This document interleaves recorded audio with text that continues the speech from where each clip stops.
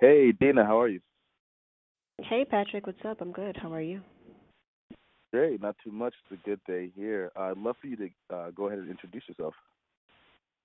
Hey everyone, what's up? My name is Deena Morrison. I am a producer coordinator at Revolt Media and TV for music programming. Cool. And what does that mean exactly? Producer coordinator, so it's a mixture of production management and creative producing.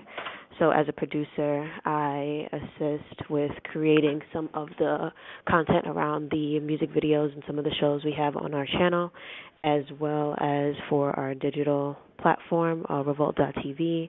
Some of the things I focus on are artists, creative, and we have another platform called Revolt Justice, which basically talks about all of the cultural current events that are going on and, that plague our community. Mr. Sean Combs has been pretty loud about showing his, support for the social justice cause around it as well. Yeah, definitely. That's one of the major things that he wanted us to focus on as a network because even though we're all about, music and artists by artists, but at the end of the day we're people as well. And Right. who better to talk about what's going on than people who are dealing with it firsthand. So it's really like a call to action, and he's just being an example for other people to, get confident and talk about these things. For sure. And it's great to probably have that support from your organization top down. So let me ask you a question. How did you get involved in the music and entertainment industry? I actually started off in 2014. That was my first internship. I was at a startup television network, so it didn't just deal with music. It was live television. It was a talk show. And I loved it. It was great. I was an intern, and then they ended up hiring me. I was still in college, so basically I would go to work 3 days a week, and then I would have class 2 days a week, mostly online and on the weekends.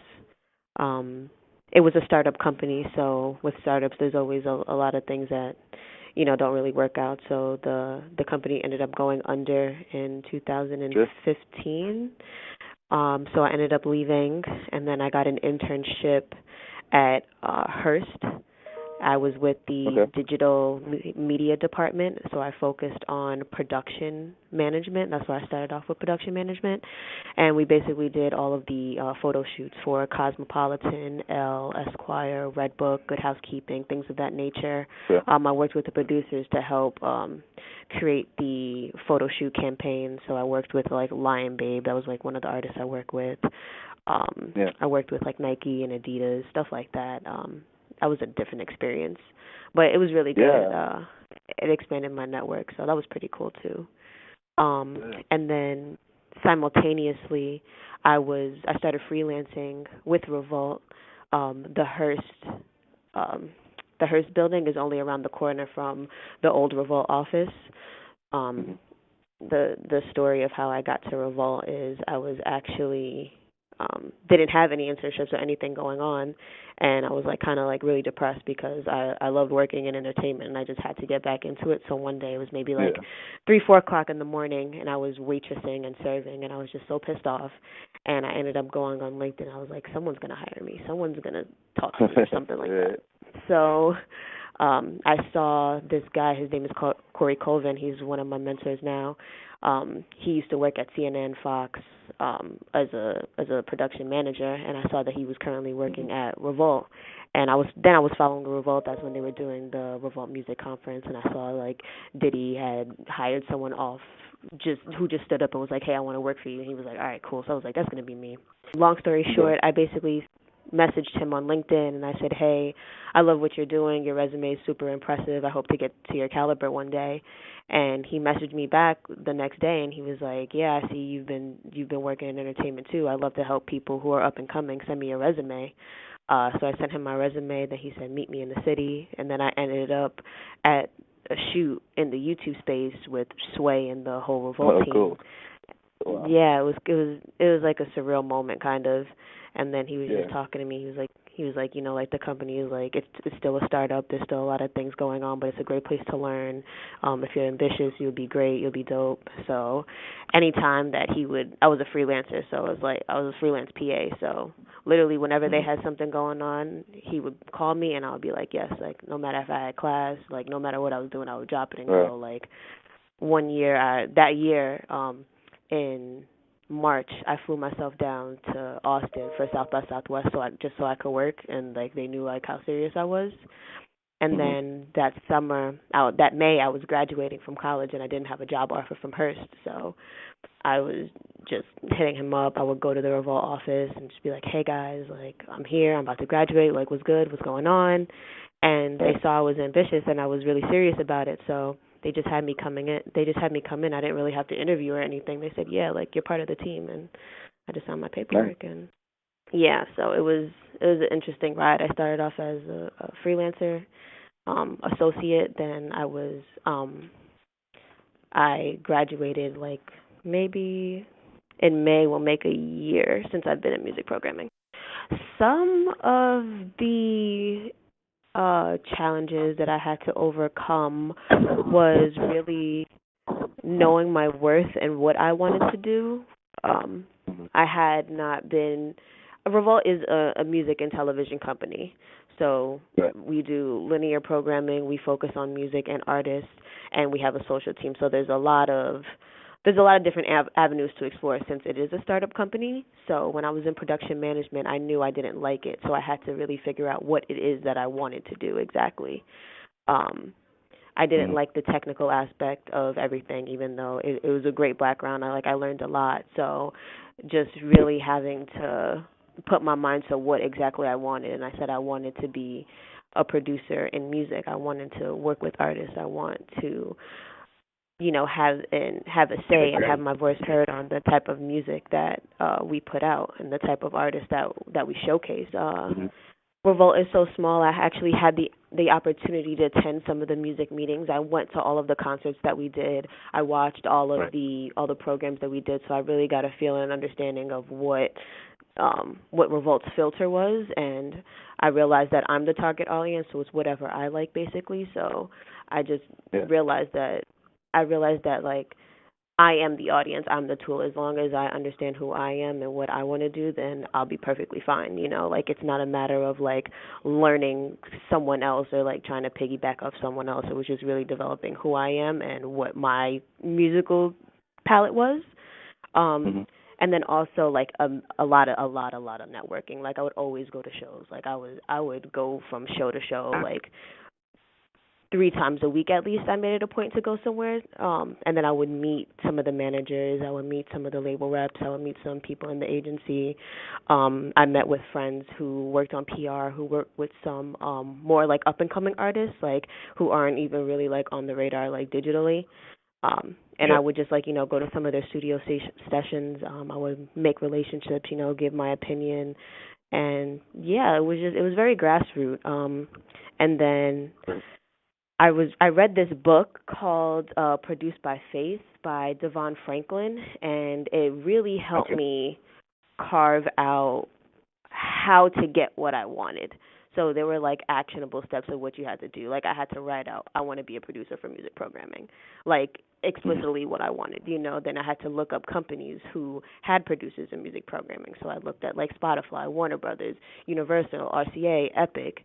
I hit up some people in my network who work for like radio stations, who worked for who were like journalists at different media outlets and publications, and I would ask them if they knew anyone, if they could just, talk to me just so I can get an idea of what it stood for. And then I connected with someone who owned their own label and who used to work at Epic and knew someone at RCA who was looking for an executive assistant. And they said executive assistant, it's not a great title, but you're basically right next to the person who's in charge of everything. So I was really aiming to go for a position like that. And then, I sent in my resume, like I talked to the person, I really tried, and then it never worked out, so like I got a little discouraged after a while, but I was just so persistent that I didn't want to be in production management and I wanted to be in music programming. That's the only thing that my mind was focused on. Like I didn't care about anything else. So, literally, like, I can't really explain how it happened. All I can say is the Lord. I was just very prepared for the opportunity. Like, I didn't know how God made it happen, but He made it happen. Like, the music programming Yeah. team had only one girl on the team, and then she actually left to go to Viacom. So they were looking for someone else to fill in the role. And then my friend, who I actually got the job to work at Revolt, they approached her, and then she said no. She recommended me because I had been telling her that's what I want to do. So So that's a good friend. that's an amazing friend. She gave me that layup. She spoke to the director of the department, and then I spoke to the SVP. His name is Kelly G. He's basically the one who created 106 in Park, who created BET Matters, Music Matters. I'm sorry. He was a DJ in Chicago for a really long time.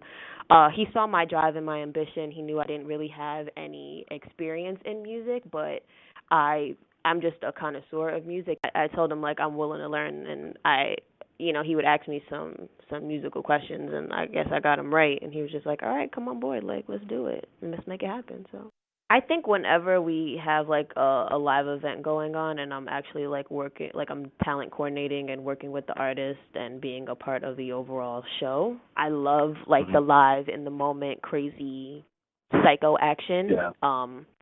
It's just so much, and you just really feel like a part of a team. And the way that you interact with like these artists and their teams, or like even just people who are attending the shows, to see like how important it is to them and the significance that it has on them, like that just really makes me feel good, like we're doing something right to make someone's day better. I love that, honestly. Like I can't point one single moment. I just love it. Like every time Hmm. that we go to our LA office and we shoot sessions, every time we go to down in Miami, we shoot RMC, South by Southwest, Rolling Loud, like anything that's a live event. Yeah. Cool. Cool. So talking about artists, I'm sure you works with a ton of musicians, and what are some of the things that you've noticed that some of the most successful artists have in terms of qualities, and what are the Mhm. things that can be applied to an independent artist arsenal to try to get to that successful artist point? The most successful artists are genuine and authentic. That that is literally the key in everything. Like they don't try to sound like Mm-hmm. anyone else. They don't try to have the same producers, same engineers. Like they are truly just speaking from their soul. Like music is an art form. It's an expression of yourself and who you are and what you're going through, Like it's a physical representation of your life journey wherever you are in it, Yeah. Like one of the artists that we first met was Daniel Caesar before he dropped his album, and when we were in a meet and greet with him, and everyone was just like everyone's jaw dropped, because like everyone was saying like before like maybe 2016, 2017 that R&B was dying, like everyone just sucks, like there no one talks about love anymore. And then here this dude Yeah. comes in who looks like he doesn't sing and just blows us away, and we were just like, wow, like you can really Yeah. tell. And he was just saying like everything that he said on the album is fact. Like that is just who he is as a person and what he went through, and he couldn't do anything less than that. So I think the Right. main quality is authenticity and being genuine in how you express yourself, and that's how you will continue to be relevant. Like one of my favorite artists is The Weeknd, like because when he Mm-hmm. first came out, he didn't sound like anyone. He was literally just telling his story. He was talking about how he would do coke and try to give it to girls and do whatever. And like it wasn't the best Yeah. message, but that was his story, What's his like message? how he Yeah. that was his that was him. He wasn't trying to be the dope boy on the block. He wasn't trying to wear jewelry, have all the girls, have all the cars. Like that's a Mm-hmm. big mistake that a lot of new artists have. Like they think that Mm-hmm. there's a template to be a good artist, like you have to have jewelry, like you have to, you know Right. like have a drone going over your city looking at the hood, what I'm saying? Like that might not be you, Yeah. you might be like J. Cole, you actually went to college, like like you Yeah. would write dorm room Shout out raps, to and St. that's John's, cool. by the way. Yeah. Yeah. I actually went to St. John's last week. The campus is pretty cool. Oh, nice. Yeah, that's where I went. That's my alma mater, so that's cool. Oh, you did. Nice. We did Yeah. Yeah. We did a Millennials in Media panel. It was Revolt, Title, Google, BT. A lot of people Ah, were there. One of the I'm in a women's group called Women in Entertainment Empowerment Network. It's called WEEN, and one of the girls, okay. she actually put it on because she's an alum. So you say there's no real template for musicians, but are there some things that musicians should focus on early on when they're developing their career? You know, based on your experiences working with all types of artists. One thing they should definitely focus on is just like quality control. Like, Mhm. don't you can tell when something like when you listen to music, like your ear usually knows like what sounds right and what doesn't sound right, you know. And if you just Yeah. choose to like bypass it, someone else is gonna hear it and just be like, no, like I can't really do that, you know, or like the song will be like amazing, but then the visuals just won't be as good, you know, or vice versa. Like Right. just quality control at every step of the way, you know, making sure you really vibe with your engineer, you vibe with your producers. If you have a creative director for your video, you know, like if you have a vision in Hmm. mind, make sure that's your vision. You're not compromising it for anyone. So, So, quality so control. it seems that being an artist is more than just making music. It's being a creative. It's being a CEO. It's being a boss. It's Mhm. managing kind of everything. Then. Definitely. And I was just I linked up with a friend of mine right now who just got off tour, and he said he actually spends 5% of his time now on music and 95% of the rest of his time being a manager because he doesn't have a good team around him. So Uh, at any point of your artistic stage there's going to be some type of, you know, issue that you encounter, but one thing that's really important is having like a good team around you that you can trust. You know, like if you have someone that's your homie, like they can be your homie. Just make sure that they know the business, they are professional, they want to see right. you win just as much as you want to win, you know, because just like Mhm. a law of the world, like you are who you're around, you know, if you're around Yeah. 6 millionaires, you'll be the seventh, you know. So just Mhm. quality control in everything, in your management, in your PR, in your graphic designs, in your social media, like everything just has to be like a full consistent package of, you know, quality. Some of the artists that I've spoken with, uh, they've come up with a problem where they think that they don't have enough money to have quality control. For example, they'll feel that it costs too much to hire the best photographer and have the best videographer and have everything mixed and mastered perfectly. So, what are some suggestions for artists that perceive themselves as having lack of funding? Do you need that much money, or should they just suck it up and save some money, work hard, put something aside, just understand that it's a business, so you're going to need, capital. What are your thoughts on that? Yeah, exactly what you said. Like if you want it, you're gonna make it happen, you know? Like Right. Brent Fayez, he didn't have money at first. All he had was his computer. He, you know, saved some money, got a microphone, and was recording off his laptop. You know, like in the beginning, if you really are like someone who's in the beginning struggling, don't have that much, and you really want to focus, like get a daytime job or a nighttime job, whatever works for you. Stack your bread and do Right. what you got to do. Like nothing in this world is going to come easy. Like at my level, at an executive level, at whoever's listening, at a beginning level, you're always going to encounter some type of issue. And the thing that's going to Mm-hmm. set you apart from the people that succeed is how much you want it and how much time you put into it. So like if you yourself don't have the money to find to pay a good producer or pay a good engineer, you know, go online, like check out like some of these websites and SoundCloud and YouTube and find someone who just puts out dope ass beats, you know, like email them, like find their Facebook, find their Instagram. We can stalk anyone in the world right now and Right. get in their inbox, you know? So it's like it's hard, but it's not as complicated as it needs to be, you know. Try to Yeah. try to go online and just find someone that you think is dope, you know. If they say no, then you are exactly where you were 5 minutes ago. No, doesn't really matter. At least you tried, you know. And then best case Mm-hmm. scenario, you find someone who's super dope, who has the same worth ethic as you and wants to make something happen. Yeah. So, For As sure. far as money should never deteriorate you for anything, honestly. Like when God gives you a vision, he doesn't give you a vision that matches your budget. Like he's trying to, Yeah. test your faith. So if you believe that this is something that you're really supposed to do, just realize everyone in the world wants to do it and you just have to do it Hmm. better, harder, stronger. Where do you see the future of the music industry? Where I see the future of the music industry, in my opinion, um I feel like there's going to be a lot more trans the Okay. rappers of the world because you don't really need a label to back you, like if you are a dope artist, if you have love in your neighborhood, in your town, in your state, in your region, like you're going to grow authentically. If those people who really rock with you, they stick out their hand and try to, use their resources to help build you up, then, you'll be good. And again, if you have like quality control, like everyone on your team is going to be on point just as much as you are. So I think there's going to be a lot more Chance the Rappers of the world. I think labels are going to just be big for like distribution as far as like like touring and promotions and marketing and things like that because labels just have Hmm. money and resources that some people just truly don't have access to, especially if you want to do more mainstream.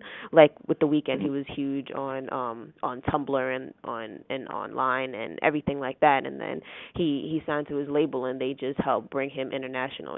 Just help Hmm. get him on tours and get the marketing strategy down pat. So I think that is what's gonna happen. I feel like there's different type of artists. Like there's no template, so I can't really say how all artists are going to be or all genres of music. I'm just talking right now for urban and R&B because that's what my focus is right now.